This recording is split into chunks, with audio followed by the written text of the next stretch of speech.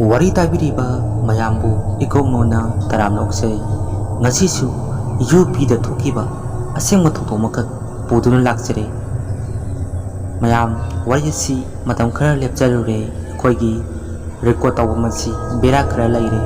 aduna hojikchu record tawribasi bera lai aduna swa nungai taba yawbasu mayamna ngakpigani ngasigi wari si UP da kapis kauba nupa amada thokiba aseng wari amakakni mahagasi ojani mayamna tabada nungainaba mawongda wari si lijari wari si taminasi numit ado skun gi pikni chakpa numit amakakni oja mayamga aisu yawe aduda skul adugi sadra mayamga pikni chakki numit adugi pikni ado yam lapi chapa mafam madugi matakta lamakhangda bus adugi tayarbam saroiki bus adu sembani khotpani matam adumak changkhre aina yum jorokpadadi numitare aduga aigi yumsu yam lapi kilometer 12 chatlaga lei school adudagi khara lapi haitare aduga aina aikhoigi wasman dagi cycle wire tuna ai yumda chatnaba honarami ai cycle dabu thauraga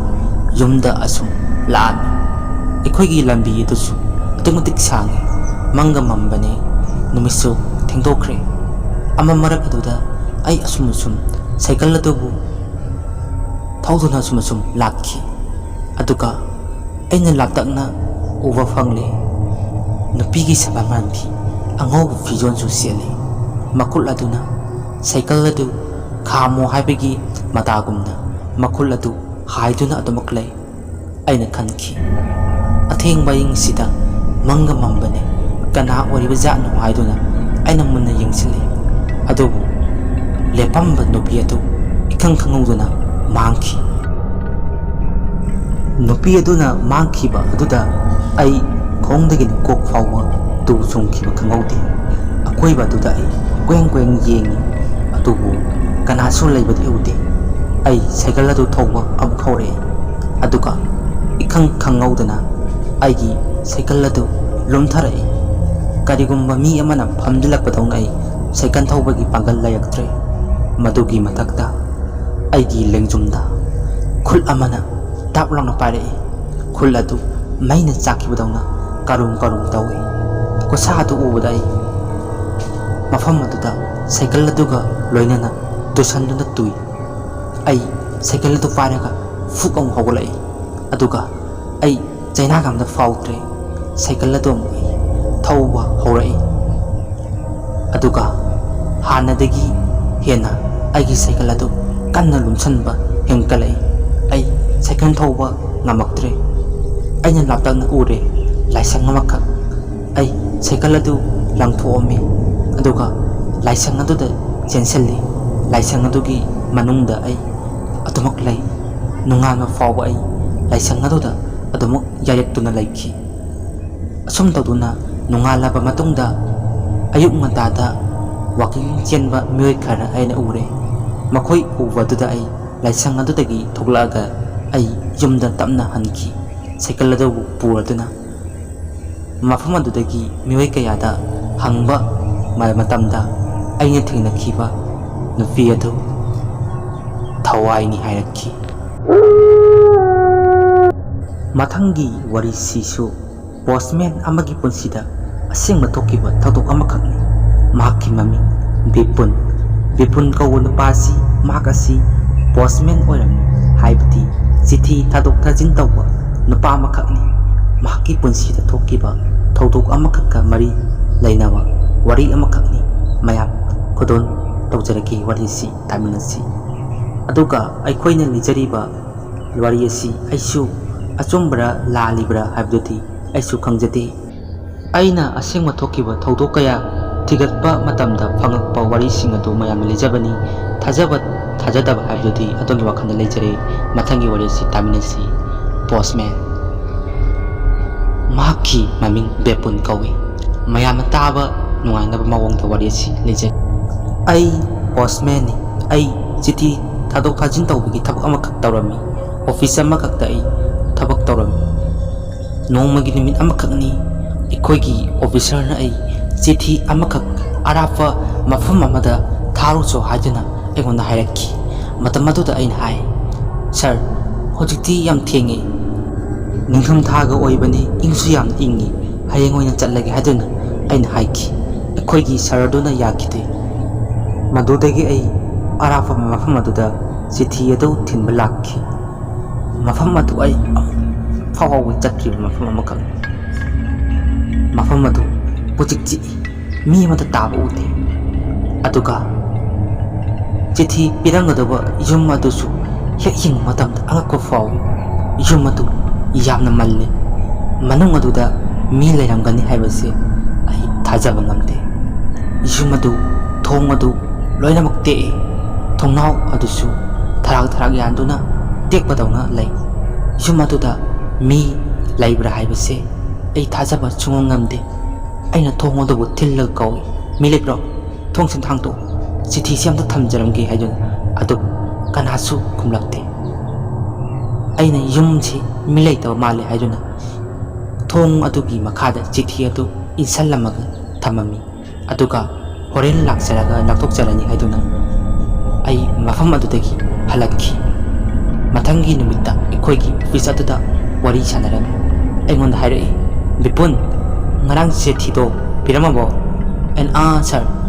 pijaramabani matam aduda makoi fulak aingonda munna yengduna adamak laiki aina khanki karinone akoi sir sing aingonda munna yengi busibo haina khanki mathangi numittasu chithi adu amuk pinam hairakki ai mafam aduda chithi adu piba chatki hanagi matawgumna ai chithi adu thong adugi makha insanki haiduna thong adu paiduna insalle aduga ikang hoduna thong adu gre laun hangdorai thong adu hek hangbu ai yum adu tamna changai yum adu yamna mole aduga hek changbada yum adu manam nam thiba kadegumba pumba ma leiba tawna tawrai ai natona si romana mianduna yum aduda changai yum adu aina ure dolan sai kerak kaba mamam lei kerak matak aduda ai yum adu tamna kakalai aduga ngakliba mana sofa matak aduda hanubi yamagi asiba hakchang lairamki madugi ai oi hanubi adu hingai pungsa sare tin kang sumayam ille pumme namthire haing wawa induna sofa matak aduda famduna lairamki ai madu ubada maning hanuna tui ai kerak aduda kana chenthare aduga ikang khangawduna yamna miyai challaba hanuwa makak chaisu faiduna ai tamna chensalai aduga aibu laktana lang ai mafam adudagi paiduna tui aduga hanuwa aduna aingonda hairai nang chakhiba yaroi aigi nupi asi poroilam madu natabadi nang chappa yaroi aigi nupi poroilam haiduna hanuwa aduna hairakki hanuwa aduna makhadan hairai nangomba postman mayamama lakhrabani aigi nupi asi poroyu yadabagi aina punamak hatkrabani nangsu aigi nupi asi poroyu yadrabadi nangsu aina hatkani nang aina haibasi yawhaduna hanuwa aduna aingon hairakki aina aigi thawai kanbiyo ai adomna haibado yajarage hadun aina khudak aduda phone tawki police lakki adubu aina phone tawduna loiduna onthorakpada hanuwa adudi layamdare police na mafam aduda kanna thijanki hanuwa adudi kaida chakrabano khangdre ai angakpa amasu fawi hanuwa adu kaida chakrab chan aduna police na sum tigalaba matungda police na khangba ngamki makhoi bani si khraba ngaktani makhoi bani gi machanupa amakak lei machanupa aduna nupi thiraba matungda makhi nupi ga loinana atopa mafam amada laikre athapa mafam amada laikre hanuba aduga hanubi aduga yum aduda lehawi wakhan lainana makhoi bani adum laiki hanuba adudi chahi mamangi da sikraba hanuba amakakni hanuba adugi matungda hanubi adu amuk si hanubi adu poloinaba mi laitabadagi sofa aduda phammak adamak siki hanubi adu ꯄꯣꯂꯣꯏꯅꯕꯒꯤꯗꯃꯛ ꯍꯟꯅꯨꯕ ꯑꯗꯨꯒꯤ ꯊꯋꯥꯏ ꯑꯗꯨꯅ ꯑꯔꯥꯛꯄ ꯃꯤꯗ ꯃꯍꯥꯛꯀꯤ ꯅꯨꯄꯤ ꯑꯗꯨꯕꯨ ꯄꯣꯂꯣꯏꯕꯤꯌꯨ ꯍꯥꯏꯗꯨꯅ ꯑꯍꯤꯡ ꯑꯍꯤꯡꯗ ꯀꯞꯄꯒꯤ ꯈꯣꯟꯖꯦꯜ ꯑꯗꯨꯃꯛ ꯇꯥꯔꯤ꯫ ꯃꯌꯥꯝ ꯋꯥꯔꯤ ꯑꯁꯤ ꯊꯥꯖꯕ ꯊꯥꯖꯗꯕ ꯍꯥꯏꯕꯗꯨꯗꯤ ꯑꯗꯣꯝꯒꯤ ꯋꯥꯈꯜꯗ ꯂꯩꯖꯔꯦ꯫ ꯑꯩꯒꯤꯗꯤ ꯃꯌꯥꯝꯅ ꯂꯤꯖꯕ ꯈꯛꯅꯤ꯫ ꯋꯥꯔꯤ ꯑꯁꯤ ꯑꯩꯅ ꯑꯁꯦꯡꯕꯅꯤ ꯑꯗꯨꯅꯤ ꯍꯥꯏꯖꯕꯁꯨ ꯉꯝꯖꯔꯣꯏ, ꯍꯥꯏꯕꯗꯤ ꯋꯥꯔꯤ ꯑꯁꯤ ꯊꯥꯖꯕ ꯊꯥꯖꯗꯕ ꯍꯥꯏꯕꯁꯤ ꯑꯩꯁꯨ ꯍꯥꯏꯕ ꯉꯝꯖꯗꯦ꯫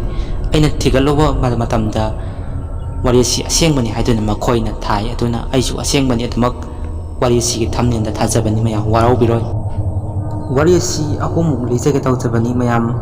ꯋꯥꯔꯤ ꯑꯁꯤ ꯔꯦꯀꯣꯔꯗ ꯇꯧꯕ ꯃꯁꯤ ꯕꯤꯔꯥ ꯂꯩꯔꯦ, ꯑꯗꯨꯅ ꯃꯌꯥꯝ ꯁꯥꯎꯟꯁꯤ ꯅꯨꯡꯉꯥꯏꯔꯔꯣꯏ ꯇꯥꯕ ꯃꯇꯝꯗ꯫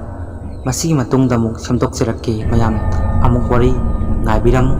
ꯃꯌꯥꯝꯅ ꯁꯞꯄꯣꯔꯠ ꯇꯧꯕꯤꯗꯨꯅ 10K ꯑꯝꯇ ꯌꯧꯍꯟꯕꯤꯌꯨ꯫ ꯃꯌꯥꯝꯒꯤ ꯁꯞꯄꯣꯔꯠꯇꯒꯤ 10K ꯌꯧꯕ ꯉꯝꯖꯒꯦ꯫ ꯃꯁꯤ ꯍꯥꯏꯔꯒ ꯃꯌꯥꯝꯗꯒꯤ ꯀꯥꯏꯅꯔꯁꯤ ꯍꯥꯏꯅ ꯌꯥꯊꯪ ꯂꯧꯖꯔꯤ꯫ ꯀꯥꯏꯅꯔꯁꯤ꯫